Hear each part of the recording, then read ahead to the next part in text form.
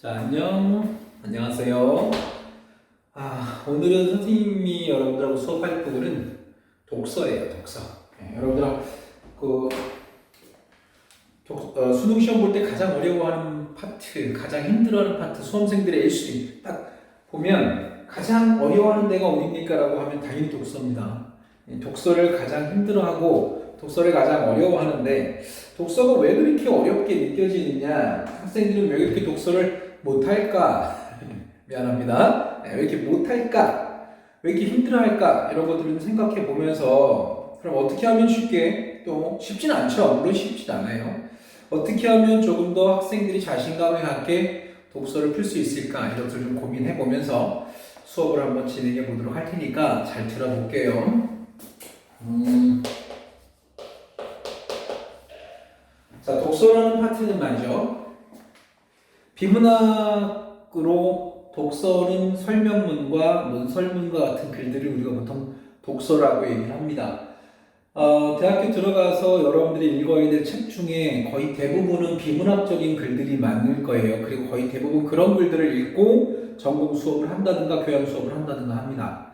그러니까 대학 수학 능력 시험에서 가장 사실 중요하게 다루어야 할 부분은 비문학 독서, 설명문이나 논설문으로 나타나는 글들을 정확하게 읽어갈 수 있고 정확하게 정보를 파악할 수 있는 능력이 실제로 대학 수학능력 시험에서 굉장히 중요한 포인트가 됩니다. 그래서 독서가 강화되는 추세로 수능이 출제가 되고 있는 거고요. 문학 같은 경우도 실제로 제시문은 문학이지만 우리가 읽고 풀어야 될 문제, 즉 발문과 선택지는 모두 비문학적인 문장으로 이루어져 있다는 걸 명심하시고, 비문학적인 글 읽기, 문장이나 글에 대한 정확한 읽기는 결국은 45문제의 발문과 선택지, 그리고 그 많은 보기들, 이런 것들을 읽어나갈 때 필요한 기본적인 능력입니다. 그래서 정보를 추리고 중요한 정보를 뽑아내고 이런 것들이 굉장히 중요하다는 걸 다시 한번 기억을 해놓고요. 우선 오늘 수업은 비문학의 지문 읽는 원리에 관련된 부분을 좀 설명을 하려고 하는 거고, 그거에 맞춰서 한 지문만 한번 선생님하고 그 원리에 따라 분석을 한번 해보도록 하겠습니다. 자, 독서의 원리는 기본적으로 독서의 원리라고 하는 건 평가원에서 내는 거예요. 평가원에서 내는 거기 때문에 평가원이 기본적으로 독서의 기본적 원리를 무엇으로 잡고 가느냐, 이게 굉장히 중요한데, 독서는 글쓰기라고 생각하면 기본적으로 글을 써나갈 때 있어서 비문학의 기본적 원리는 완전성의 그 포인트를 두고 있다. 선생님은 그렇게 파악을 하고요. 저런 완결성의 기본적인 토대를 갖추고 있기 때문에 수능 또는 평가원의 지문들은 그 완결성을 갖춘 글을 만들려고 노력을 할 거라 하고 있고, 또 실제로 그렇게 쓰고 있습니다. 그리고 유기성이라고 하는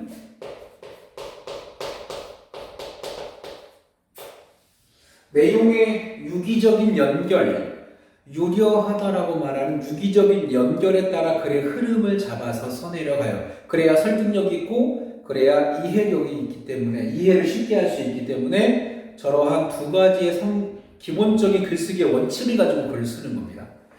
자, 완결성이라고 하는 말은 처음, 중간, 끝을 갖추고 있는 글이야. 예를 들어서 이렇게 긴 하나의 글이 있다고 하자. 비문학 기출 지문이 있다고 하면 이 기출 지문의 앞부분 처음 시작을 해서 어느 정도까지를 우리는 글을 처음 시작하는 부분이라고 해서 도입부라고 보통 얘기하죠. 도입부는 대체로 어떤 것들의 정보들을 주냐 하면, 처음부터 이 글의 주제는 뭐다, 이 글에서 이거는 이런 원리에 따라서 구성된다라고 처음부터 쓰진 않아요. 글이라면 그렇게 쓰지 않으니까. 자, 도입부는 그래서 화제를 제시하고요. 화제를 제시하고 글의 방향, 글의 흐름이 어떤 방향으로, 무엇을 어떤 방향으로 설명할 것이라는 글의 방향 제시와 같은 앞으로 전개될 글의 방향들을 충분하게 설명해 주는 것이 도입부의 성격을 갖게 되는 겁니다. 자, 그리고 두 번째 단락부터 나타나게 되는 이 첫 번째 단락이라고 할게요. 자, 자, 두 번째 단락부터 세 번째 단락, 네 번째 단락, 보통 일반적으로 다섯 단락으로 구성이 되어 있을 때 보통 이렇게까지 긴 단락들은 모두 다 본문이라고 보통 얘기하죠. 이걸 본문이라고 하고 시험 문제에 가장 많이 나오는 부분은 여기에 있는 정보들이 시험에 가장 많이 나오겠어. 그래서 읽을 때 가장 중요한 파트이긴 합니다. 당연히 이 화제와 글의 방향에 따른 구체적 서술들이 나타나게 되면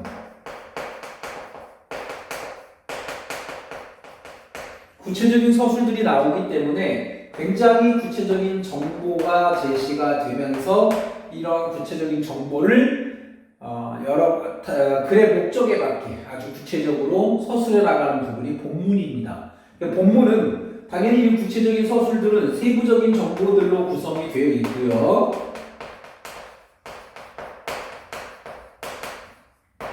정보로 구성이 되어 있고 여기서 제시했던 글의 방향에 따라서 정보의 순서가 배열되고 있는 것이 본문의 내용이다.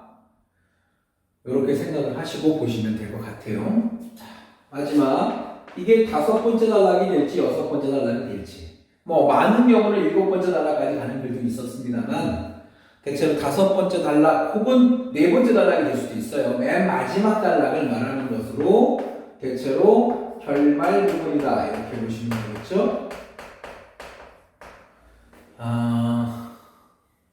처음, 중간, 끝이라고 얘기를 해볼게요.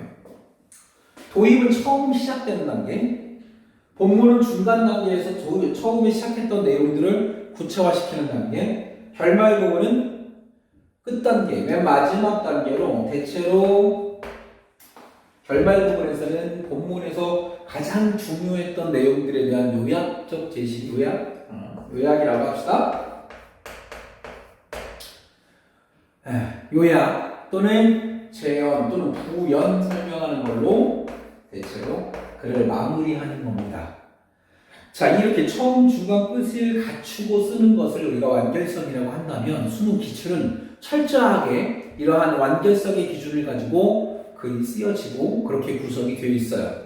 그래서 첫 번째 단계에 해당하는 첫 번째 단락에서 글의 방향과 화제 제시는 실제로 수능 2019학년도 수능에서 문제화 되었죠. 첫 번째 단락을 읽고 예측한 내용 중 적절한 것을 골라라. 첫 번째 단락을 읽은 이후에 표에서 글의 방향이나 글의 앞으로 나올 정보에 대해서 예측하며 읽기라고 하는 걸 나왔었는데 요곳에서 직접적으로 문제가 나온 적이 있단 말이에요. 예측하며 읽기.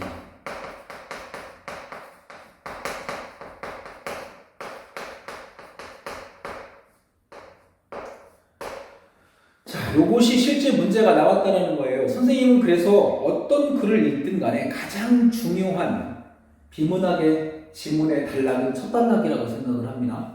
그래서 이 단락에 대한 것을 가장 중요하게 생각을 해요. 선생님은. 그래서 여기까지의 단락을 얼마만큼 정확하게 분석해서 글의 방향을 정확하게 읽어낼 수 있느냐. 글쓴이의 의도에 맞게 글의 방향을 정확하게 읽어냈다면 두 번째 본문부터는 그 글의 방향에 따라서 그것과 관련된 정보들을 찾아내기만 하면 되는 거예요.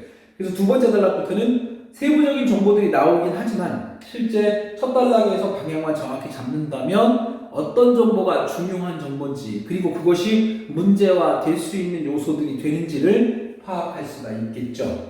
첫 번째 단락이 가장 중요합니다. 선생님 독해에서는. 그래서 지금부터 첫 번째 단락 분석에 관련된 부분을 집중적으로 공부해 볼 수 있도록 할게요. 불필요하거나 또는 필요 없는 정보들은 없습니다. 수능 기출 지문이 그래서 좋은 거예요. 여기서 서술되고 있는 어떠한 내용도 다 중심 내용을 뒷받침하기 위한 필요한 정보들입니다. 그래서 유기성이란 그 내용이 서로 긴밀하게 연결이 되어 있다는 그 성격이 유기성이야. 완결성은 이것 때문에 그래서 자 완결성 그러므로 첫 단락이 가장 중요하다.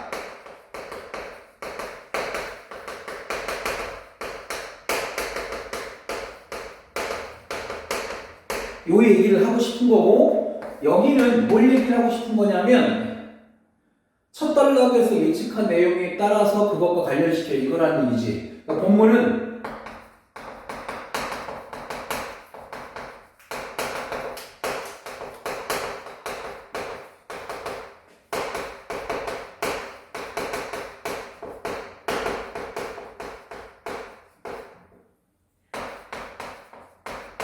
이렇게 정리를 해 놓는 거예요. 그러니까 어떤 부분이 중요하고 중요하지 않은 거를 결정하는 건 첫 단락에 있습니다. 첫 번째 단락에서 그래 방향이 잡히면 그거와 관련된 부분의 세부 정보들이 중요한 정보가 되겠지. 물론 그 정보를 어떤 방식으로 풀어쓸 거냐는 이제 전개 방식에서 배우게 되긴 하겠죠. 예를 들든 서로 간의 대비를 통해서 듣든 아니면 대등변별하게 나열하든 인과적으로 호소라든 간에 어떤 방법을 쓰느냐는 그 다음이고요. 무엇이 중요할까는 바로 예측한 방향에 맞게 읽어가는 게 가장 중요하다는 뜻이야. 당연히 결말 부분은 들어봤을 거야. 마지막 단락 첫 번째 문장이 그 전체의 요약이다 라는 말을 들어본 적 있죠. 완결성에서는 그 말이 맞아요. 그래서 첫 단락, 마지막 단락은 요약하는 부분에서 요 부분을 중심으로 글을 읽으시면 됩니다. 그래서 요약하는 내용을 핵심으로 잡고 읽어라 라는 거고요. 이렇게 요약을 하지 않고 그냥 의와 가치로 마무리하는 때도 있어요. 그만큼 중요성을 갖다 강조하는 부분도 맨 마지막 단락에서 아주 중요하게 읽어내야 될 부분입니다. 그래서 완결성을 기준으로는 선생님이 제일 중요하게 본 건 첫 단락. 알겠죠? 그 다음 두 번째, 세 번째 단락은 이렇게 읽어라라는 얘기입니다. 자, 이제 유기성 설명을 좀 해볼 텐데,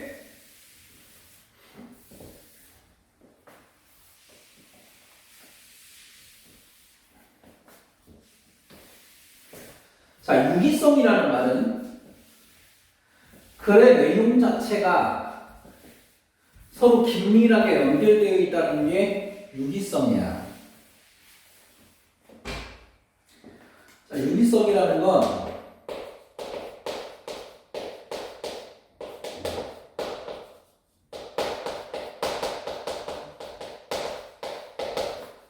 긴밀하게 연결되어 있다.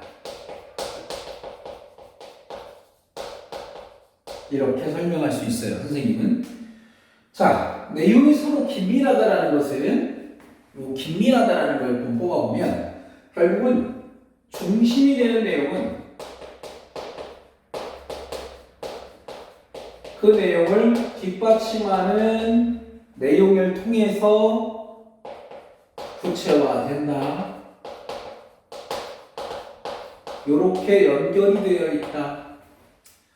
이때 연결은 얘를 이해시키기 위해서 이 내용과 내용을 다시 자세하게 상세화 시키거나 예시를 들어서 설명을 해주거나 이해됐나요? 이런 것들을 통해서 구체화시킨다라고 보시면 여기 나와 있는 이 중심 내용이 다시 한번 반복되는 겁니다. 새로운 내용이 들어간 게 아니라. 그러니까 우리는 중심 내용을 연결시켜 가는 걸 우리가 내용 전개 방식이라고 보통 얘기를 하죠. 예, 그런데 여기 나와 있는 이런 것들이 얘를 다시 한번 반복하기 때문에 긴밀하게 연결될 수밖에 없다라는 거 다시 한 번만 기억을 해놓고. 자, 두 번째는 그 앞에 나온 내용을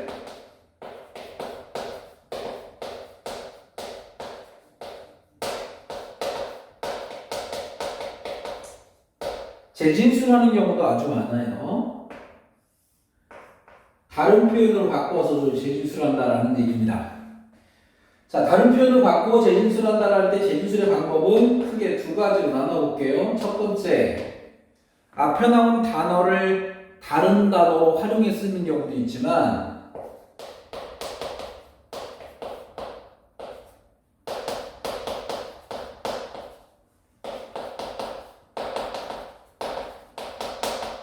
앞에 나온 단어를 활용해서 재진술하는 경우가 있고, 두 번째, 재진술의 방법 중에서 두 번째는 뭐냐면 이 제시문에 쓰여져 있지 않은, 즉 보편적으로 알려지는 어떤 다른 단어를 끌고 와서 재진술하는 경우예요. 그래서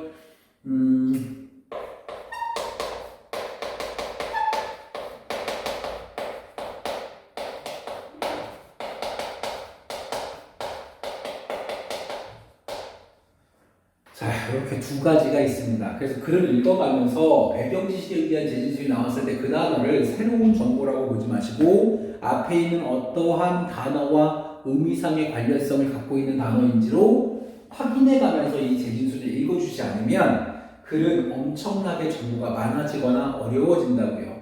그러니까 정확하게 나열되어 있는 여러 글 중에서 중요한 내용을 뽑아내는 것, 그리고 이 중요한 내용이 재진술하거나 다른 걸로 탈바꿈되어 있을 때 그것을 갖다가 같은 걸로 다 연결해서 읽을 수 있는 능력, 자, 이런 것도 되어 있지 않으면 어렵다는 거죠. 지문이 상당히 복잡해진다는 거예요. 얘를 잘 해줘야만 이것이 재진술이 되어 있는 걸 앞에 나온 진술로 바꿔서 읽어줄 수 있는 능력이 되지 않는 한 정보를 읽을 때 엄청나게 까다롭고 힘들어질 수 있을 겁니다. 지금부터 선생님은 그 연습을 할 건데 완결성에 따라서 손가락 분석하는 거예요. 그래 방향 예측하고 중요한 정보를 찾아내는, 그래 방향을 잡아가는 그 연습 하나, 그리고 유기성을 바탕으로 중심 내용과 뒷받침 내용, 그리고 중심 내용을 재진술에 나갈 때 어떤 내용으로 재진술하고 재진술 되어 있는지, 그것이 재진술 관계인데 왜 그것이 재진술 관계인지를 찾아가면서 글을 읽어가도록 할게요. 알겠죠? 자, 그럼 첫 번째 질문부터 한번 연습해 보도록 하겠습니다.